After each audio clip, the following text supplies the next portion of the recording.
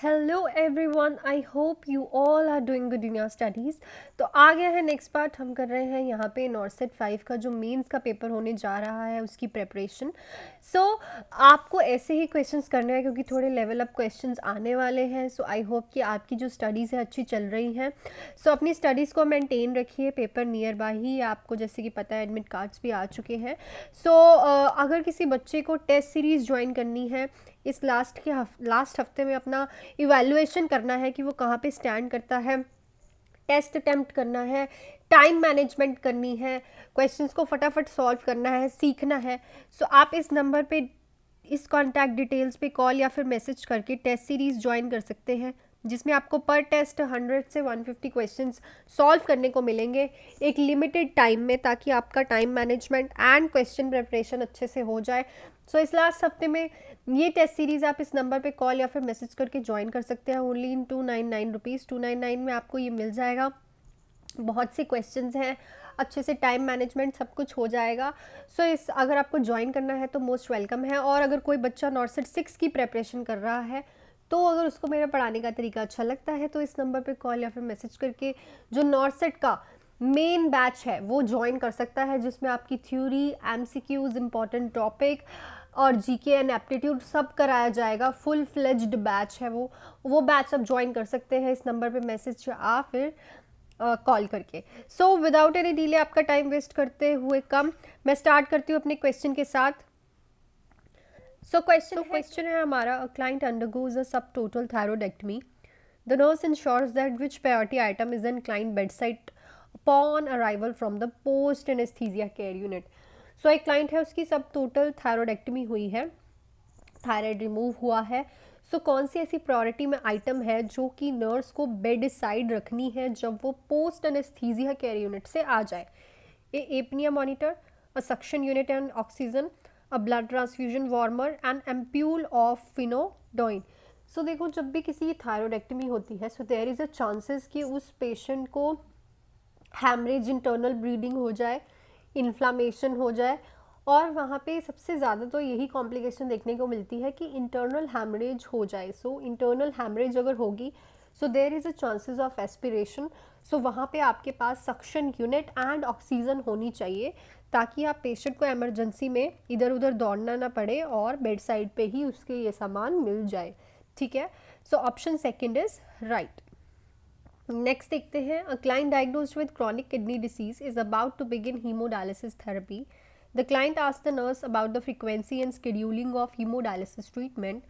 What information should the nurse apply to a client regarding the typical hemodialysis schedule? सो एक client है, diagnosed हुआ है CKD से, जिसको हम क्रॉनिक किडनी डिसीज़ बोलते हैं। हीमोडायलिसिस थेरेपी शुरू होनी है उसकी, और क्लाइंट नर्स से पूछता है कि कौन सा ऐसा इसका फ्रिक्वेंसी और स्केड्यूल क्या होता है, मतलब कितने घंटे में होती है और कितने दिन होती है। सो नर्स इसके रिगार्डिंग क्या बताएगी?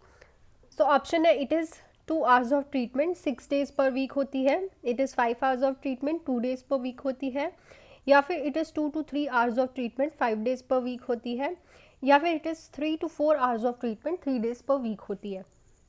सो मोस्टली जो स्केड्यूल होता है हीमोडायलिसिस का, that is 3 to 4 hours of treatment and 3 days per week. एक हफ्ते में 3 बार होती है और एक डायलिसिस पे 3 से 4 घंटे लगते हैं।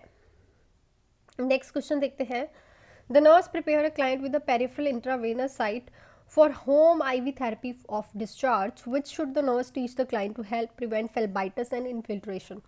सो अगर किसी पेशेंट को प्रिपेयर करना है, क्लाइंट को, उसके IV साइट के लिए कि वो अपनी होम में कैसे इस साइट की केयर कर सकता है, डिस्चार्ज के टाइम बता रही है उसको, तो क्या बताएगी वो क्लाइंट को, ताकि उसका फेल्बाइटिस और इन्फिल्ट्रेशन में प्रिवेंट हो सके। फेल्बाइटिस क्या होता है? वेन की इन्फ्लामेशन या फिर थ्रोम्बस फॉर्मेशन, और इन्फिल्ट्रेशन मतलब कि उसकी जो एक्स्ट्रा वेन में ना जाके एक्स्ट्रा मस्कुलर स्पेसिस में वो चले जाए। मसाज करेगा IV site daily, immobilise the extremity, stabilise the cannula with tape, या फिर cleanse the site daily with alcohol. So देखो, जब भी आप होम में करो चाहे हॉस्पिटल करो, जो कैनुला का साइट होती है जहाँ पे आपने कैनुला इंसर्ट किया हुआ है, वो साइट बिल्कुल ही टेप से अच्छे से कवर होनी चाहिए, पैक होनी चाहिए, ठीक है। उसको अच्छे से आपको फिक्स करना है, ठीक है। फिक्सेशन बहुत ज़्यादा इंपॉर्टेंट होती है, क्योंकि होम में क्या होता है कि बंदा काम भी करता है अपने सारे, सो कैनुला हिलने के ज़्यादा चांसेस होते हैं। सो फिक्सेशन ऑफ द साइट बहुत ज़्यादा इंपॉर्टेंट होती है, ताकि जो कैनुला है वो स्टेबल रहे, ठीक है, अपनी साइट पे रहे। Next, the nurse is giving instruction to an adult client with the heart failure who is beginning therapy with digoxin.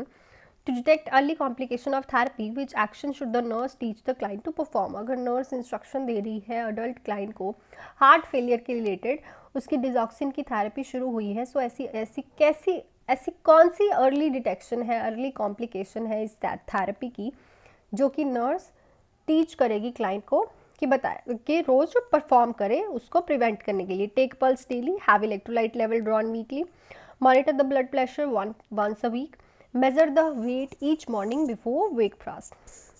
सो सबसे पहले तो आपको पता होना चाहिए कि जो डिजॉक्सिन है वो कार्डियक ग्लाइकोसाइड है, ठीक है। ये मसल्स की कॉन्ट्रैक्टिबिलिटी को डिक्रीज़ करता है, मायोकार्डियल मसल की कॉन्ट्रैक्टिबिलिटी को डिक्रीज़ करता है, और ये ब्रेडिकार्डिया करता है, ठीक है। सो इस पेशेंट में पल्स जो है डेली ली जाती है। अगर लेस देन 60 आ रही है तब भी कॉम्प्लिकेशन है, अगर मोर देन 100 आ रही है तो भी कॉम्प्लिकेशन है। और इस पर्सन की, इस पेशेंट की एपिकल पल्स फुल 1 मिनट ली जाती है, ठीक है। एपिकल पल्स जो है वो चेक करते हो आप डेली। लेस देन 60, आपको ये क्वेश्चन भी आ सकता है, लेस देन 60 है सो तब भी डेंजरस है, मोर देन 100 है तब भी कॉम्प्लिकेशन अराइज हो चुकी है। Next, the nurse has completed teaching with the hemodialysis client regarding the self-monitoring of a fluid status between hemodialysis treatment. The nurse determines that the client understands the information given. If the client states the need, record which items on a daily basis.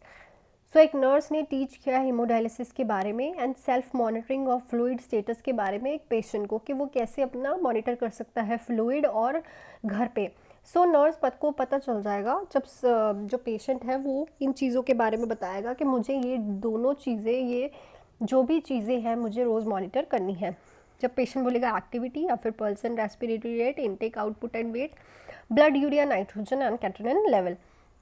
सो जब patient बोलेगा कि मुझे रोज़ intake output and weight जो है major करना है, that means इसको हीमोडायलिसिस के बारे में सब कुछ क्लियर हो चुका है।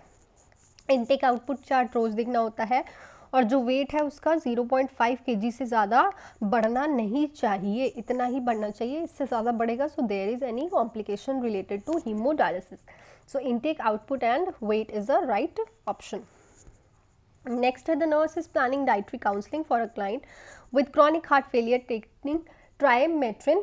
The nurse plans to include which items in a list of foods that are acceptable. सबसे पहले तो client है chronic heart failure का, trimetrin ले रहा है। trimetrin क्या होता है?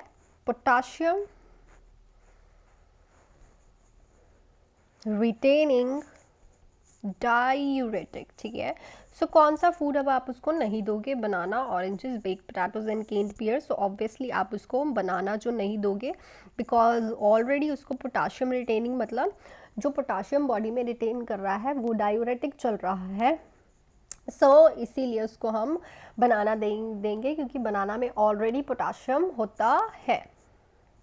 नेक्स्ट है, so the question is the nurse assess a client with hepatic encephalopathy for the presence of atrexia, which should the nurse do appropriately test for atrexia। जब भी किसी पेशेंट को हेपेटिक इंसेफलोपैथी होती है तो कौन एट्रेक्सिया उसको प्रेजेंट होता है, जिसको हम फ्लैप हैंड्स भी बोलते हैं, फ्लैपिंग ऑफ हैंड्स, ठीक है। सो नर्स कौन सा टेस्ट करेगी इसको चेक करने के लिए? एग्जामिन करेगी क्लाइंट्स की हैंड राइटिंग मूवमेंट, चेक करेगी stool for clay colour pigmentation, ask करेगी क्लाइंट को एक्सटेंड रिस्ट एंड फिंगर्स, और या फिर चेक करेगी serum bilirubin level and liver enzymes level. So हम क्या करते हैं, पेशेंट को बोलते हैं एक्सटेंड करें अपनी रिस्ट एंड फिंगर्स से, जिससे आपको उसकी रिस्ट और फिंगर्स जब वो एक्सटेंड करेगा तो उसमें आपको ट्रैमर्स फील होंगे। जो पेशेंट है अपने हैंड को स्टेबल नहीं रख पाएगा, जिससे आपको पता चल जाएगा कि एस्ट्रेक्सिस क्या है, प्रेजेंट है पेशेंट में। So this is all about this video. I hope कि वीडियो आपको अच्छी लगी हो और आपको काफ़ी नॉलेज मिली हो। अगर आपको वीडियो अच्छी लगी है तो प्लीज़ इसको लाइक ज़रूर कीजिएगा और सब्सक्राइब कर लीजिए, रोज़ ही ऐसे क्वेश्चंस देखते रहो।